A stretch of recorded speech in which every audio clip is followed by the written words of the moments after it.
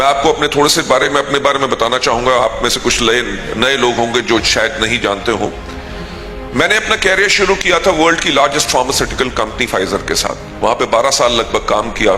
Companies को कैसे चलाया जाता है वो एक्सपर्टीज जो है मैंने वहां से लिया। एक चीज का ज्ञान वहां पे हो गया था कि कोई भी व्यक्ति कभी कंपनी से बड़ा नहीं हो सकता। कंपनी को उस प्रकार से बनाओ ताकि कंपनी कंटिन्यूअसली ग्रो करती रहे, और जब फाउंडर्स इस दुनिया से चले भी जाए तब भी जाके वो कंपनी अगर ग्रो करती रहे और लोगों की जिंदगियां बदलते रहे, उस प्रकार की कंपनी बननी चाहिए। राइट?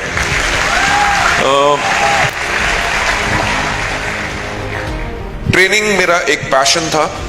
तो जब इंडिया में नेटवर्क मार्केटिंग शुरू हुई तो एक कंपनी में एज ए ट्रेनिंग मैनेजर मैं गया, और लगभग सवा साल के बाद ही, I don't remember the period now, मैं उनका head of sales and marketing बन गया। उस कंपनी को 0 to 150 करोड़ के आसपास लेके गए, along with the entire team जो हमने क्रिएट की। आई लेफ्ट दैट कंपनी, एक और कंपनी में वाइस प्रेसिडेंट गया, 1.5 साल के बाद उस कंपनी को भी छोड़ा। Then I joined a company in Malaysia, Kuala Lumpur में, जो उस टाइम पे 2002 के अंदर मलेशिया सिंगापुर बने में नंबर 1 नेटवर्क मार्केटिंग कंपनी थी। वहां पे कुछ समय रहा। वहां पे नेटवर्क मार्केटिंग के पोटेंशियल को देखा कि इसकी पावर क्या है। मैंने ऐसे लोगों से मिला जो 10 साल पहले ट्रक ड्राइवर थे और 10 साल के बाद उनकी पर मंथ की आमदनी 1.5 करोड़ रुपया पर मंथ थी। मैंने उस इंडस्ट्री के अंदर देखा जो लोग इंजीनियर्स थे, जिन्होंने MBA किया हुआ था, मल्टीनेशनल के अंदर चीफ इंजीनियर थे, उन्होंने अपनी नौकरी छोड़ के फुल टाइम डायरेक्ट सेलिंग कर रहे थे। और ऐसे बहुत लोगों से मिला जिनकी आमदनी महीने में 35 लाख रुपए से लेकर 75 लाख रुपया थी। तो वहां पे एक चीज का ख्याल आया कि अगर मलेशिया जो एक छोटा सा देश है, जिसकी पॉपुलेशन उस टाइम पे मुश्किल से 2.5 करोड़ थी, मैंने कहा छोटे से देश के अंदर इतनी नेटवर्क मार्केटिंग सफल हो सकती है। पिछले 30 साल से चल रही है, 1500 से ज्यादा कंपनीज, 2.5 करोड़ की पॉपुलेशन में 1500 से ज्यादा कंपनीज गवर्नमेंट ऑफ मलेशिया के पास रजिस्टर्ड थी। और इंडिया में गेम क्या चल रहा था कि कंपनी खोलो, कंपनी बंद करो, कंपनी खोलो, कंपनी बंद करो। लीडर्स करते क्या थे, एक कंपनी से लेकर दूसरी कंपनी में जंपिंग गेम ही चलती रहती थी। तो एक ख्याल आया कि कंपनी खोलो और बंद करो का खेल जो चल रहा है वो इसलिए चल रहा है क्योंकि कंपनीज की मैनेजमेंट के पास वो एक्सपर्टीज नहीं है कि कंपनी कैसे चलाओ। दूसरा जो लीडरशिप है वो एक कंपनी से दूसरी कंपनी में इसलिए जा रही है क्योंकि उन्होंने कंपनी के अंदर स्टेबिलिटी नहीं मिल रही, because the management is not good. Management experiment करती थी बाकी कंपनियों में, लोगों की जिंदगी के साथ खिलवाड़ होता था, लोगों को स्टेबिलिटी नहीं मिलती थी। तो जो मलेशिया की कंपनी थी उसका हमने 2003 के अंदर इंडिया में ऑपरेशन शुरू किए, 2004 में उनको भी छोड़ दिया। मैं जो हमेशा कहता हूं कि सब कंपनियां बेहतर थी, सिर्फ मेरे सोचने का तरीका अलग था। राइट? मेरा हमेशा एक सोच रहती थी कि किसी भी कंपनी को अगर कोई बड़ा बनाता है तो उस कंपनी के डिस्ट्रीब्यूटर्स जो हैं वो उस कंपनी को बड़ा बनाते हैं। राइट? किसी भी कंपनी की मैनेजमेंट का काम क्या होता है कि अपने लोगों को बेहतरीन सर्विसेज दो। लेडीज एंड जेंटलमैन, आज के दिन पे दुनिया जो है सिर्फ एक चीज के ऊपर चलती है जिसको कहते हैं सर्विस। सिर्फ प्रोडक्ट की सर्विस नहीं होती, ना सिर्फ कंपनी का काम है। कंपनी का तो ऑब्वियसली काम है कि आप लोगों को बेहतर सर्विसेज दें। आप भी अगर अपने बिजनेस को बेहतर बनाना चाहते हो, जितनी अपने डाउनलाइंस और अपने अपलाइंस को सर्विस दोगे, आपका बिजनेस और ज्यादा बेहतर बढ़ेगा। राइट?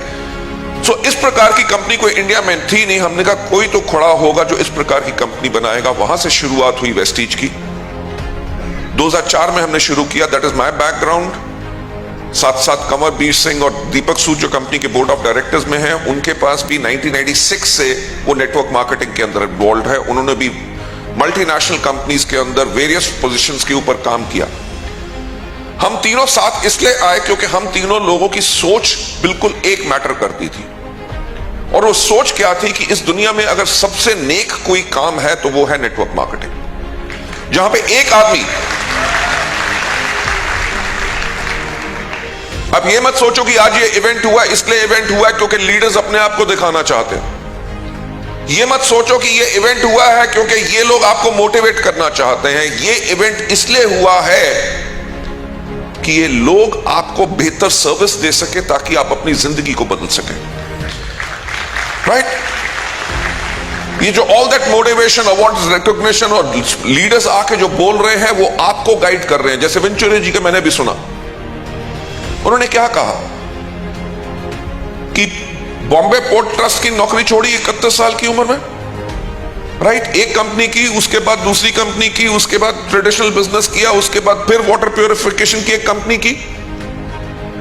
उस चीज से सिर्फ एक पता चलता है कि कंपनी का चुनाव बहुत जरूरी है, राइट?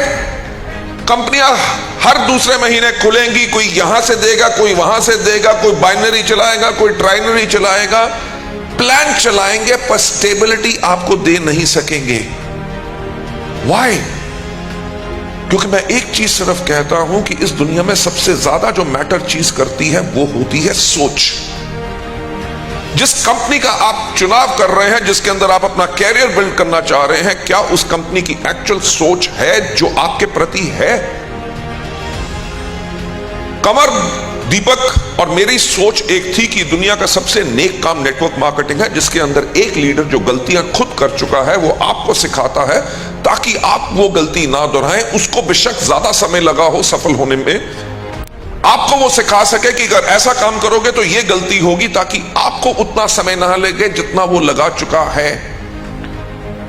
जब आपके नेटवर्क नहीं बन रहा होता तो ऊपर से अपलाइन आके आपके साथ सपोर्ट करता है, आपका नेटवर्क बनाता है, आपके लोगों को कन्विंस करता है, आपकी टीम को बिल्ड करता है, आपकी टीम को बिल्ड करता है, उसको एजुकेट करता है, उसको कोच करता है, उसको मेंटर करता है, उनको मोटिवेट करता है, जाओ, जाके सफल हो जाओ और सारी उम्र अब कमाओ।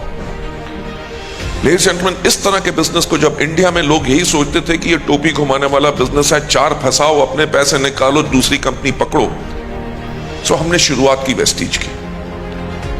मैं हमेशा एक चीज कहता हूं कि सफलता उन्हीं को मिलती है जिनकी तैयारी अच्छी होती है, right? With the expertise and the maturity जो हमारे पास इस बिजनेस के अंदर थी, जब हमने वेस्टीज को शुरू किया तो दुनिया भर में जहां जहां देशों के अंदर नेटवर्क मार्केटिंग एक लीगल इंडस्ट्री है, हमने वहां के लॉज पढ़े, कानून पढ़े। ध्यान दीजिएगा, 2004 के अंदर हमने वेस्टीज को उस प्रकार से बनाया जैसे दूसरे देशों में कानून थे। इंडिया के अंदर बिजनेस चलता था सिर्फ किट का। वेस्टीज पहली वो कंपनी थी जिसके पास कोई किट नहीं था। उसके अंदर कहा यही जाता था कि आप 600 रुपए की अपनी मर्जी के प्रोडक्ट लो, 100 रुपए रजिस्ट्रेशन होती थी, सिर्फ नॉमिनल। उसके अंदर भी हम बिजनेस स्टार्टर किट देते थे जिसके अंदर सक्सेस प्लान होता था, 2 प्रोडक्ट कैटलॉग्स होते थे, हमारी वॉइस मैगजीन होती थी, and there used to be order forms and application forms. जो 100 रुपए में लोगों को बेचते थे उसकी कॉस्ट हमें 108 पड़ती थी। I still remember why, because विदेशों में जहां जहां नेटवर्क मार्केटिंग एक लीगल इंडस्ट्री है, उनमें साफ कहा गया था कि एंट्री कॉस्ट अगर किसी बिजनेस में हैवी होगी वो परमिटेड नहीं होता। और इंडिया में उस टाइम पे चल रहा था 6,000 की ज्वाइनिंग, 5,000 की ज्वाइनिंग, 10-10 हजार रुपए की ज्वाइनिंग। कोई सूट लेंथ देता था, कोई देता था कार वॉश, और कार वॉश चला जाता था उस आदमी के पास जिसके पास साइकिल नहीं है। Believe me. और होता क्या था, वो अपलाइन को देख के उसमें कहता था यार इसमें तो कार वॉश है, मेरे पास गाड़ी नहीं है, मैं क्या करूं? वो कहता भैंस तो है ना। कहता हाँ, कहता इसको इससे नहला दे, दूध बढ़ जाएगा। यानी कि लोगों को एक्चुअली बेवकूफ बनाया जा रहा था। Vestige started with 100 rupees joining plus 600 रुपए के अपनी मर्जी के प्रोडक्ट लो।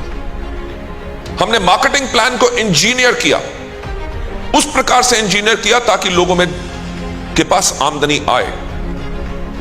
जो जो लूप होल्स थे जिसके करके या तो कंपनियों को फायदा होता था या डिस्ट्रीब्यूटर्स को लॉस होता था, हमने उन सबको दूर किया और वेस्टीज के मार्केटिंग प्लान को इंजीनियर किया ताकि लोगों की लाइफ चेंज कर सके।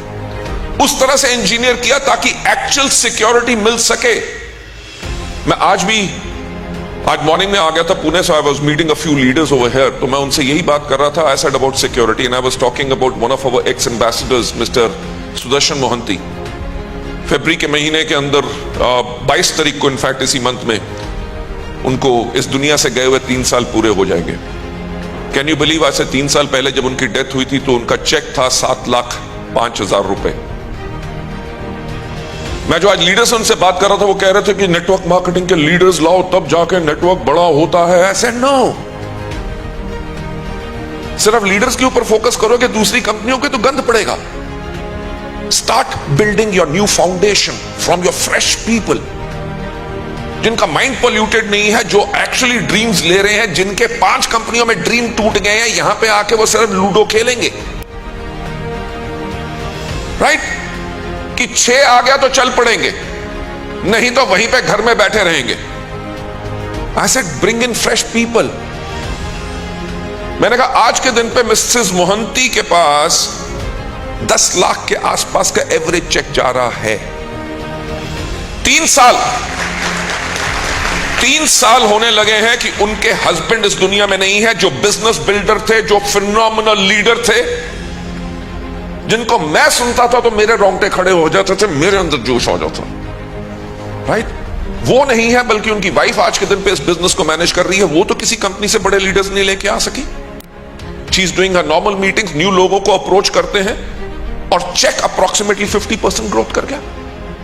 Ladies and gentlemen, this is the kind of a security जो हम लोगों को देना चाहते थे, और आज के दिन पे वेस्टीज में 200 से ज्यादा ऐसे लोग होंगे जो आज इस दुनिया में नहीं है, बल्कि उनके परिवार को बेनिफिट वेस्टीज की तरफ से मिल रहा है, राइट? वो मार्केटिंग प्लान की power, I will go back to again, Vestige का पर्पस क्या है, हमने किन कोर वैल्यूज पे काम किया, हमारा फ्यूचर क्या है। पर मैं आपको एक और चीज बताना चाहूंगा। आज से कम 2 महीने पहले देयर वर फ्यू यंगस्टर्स, हमारे यहां पे बहुत यंगस्टर्स हैं जो 23 साल के 6 लाख रुपया कमा रहे हैं। 19 साल के लड़के 2.5 लाख की आमदनी पे जा चुके हैं। वो मेरे रूम में आके बैठे हुए थे, सर आपसे मिलना है, आपसे मुलाकात होती नहीं है। तो हम बैठे हुए थे, तो मैंने वैसे ही बात किया सिक्योरिटी एंड ऑल की जो लोगों को मिल रही है। उनमें से एक लड़के ने कहा कि मेरा एक डाउनलाइन था, वो डायमंड था, 23 साल का लड़का, उसकी मोटरसाइकिल एक्सीडेंट में डेथ होगी।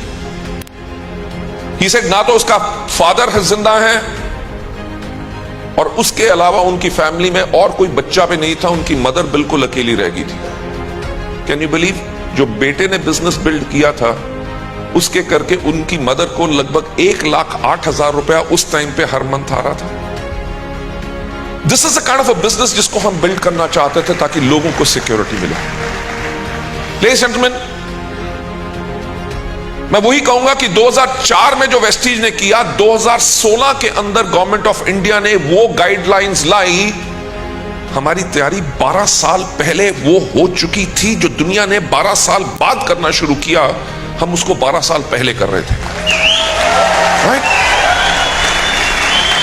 सब कंपनीज ने अपने आप को चेंज किया, एक कंपनी को बिल्कुल चेंज करने की जरूरत नहीं पड़ी, वो थी वेस्टीज। जो अभी तक नहीं हुआ, हमने 2004 में उसकी भी तैयारी कर ली थी। मुझे पता है आने वाले कुछ सालों के अंदर एक रेगुलेटरी बॉडी बनेगी जो कंपनियों को के जो प्रोडक्ट के दाम है वो कैसे तय करेंगे, उसके ऊपर उनकी मॉनिटरिंग होगी। जैसे फार्मास्यूटिकल्स के अंदर ड्रग प्राइसिंग कंट्रोल ऑर्डर होता है, दे डिटरमिन द प्राइस, जितना मार्जिन आप रख सकते हैं। वेस्टीज ने शुरुआत से प्रोडक्ट की प्राइस वही रखी जिसके करके लोगों के पास अच्छी इनकम आए, राइट? और लोग उन प्रोडक्ट्स को रिटेल कर सके। 2004 में शुरुआत की, आज के दिन पे we are India's largest direct selling company, right?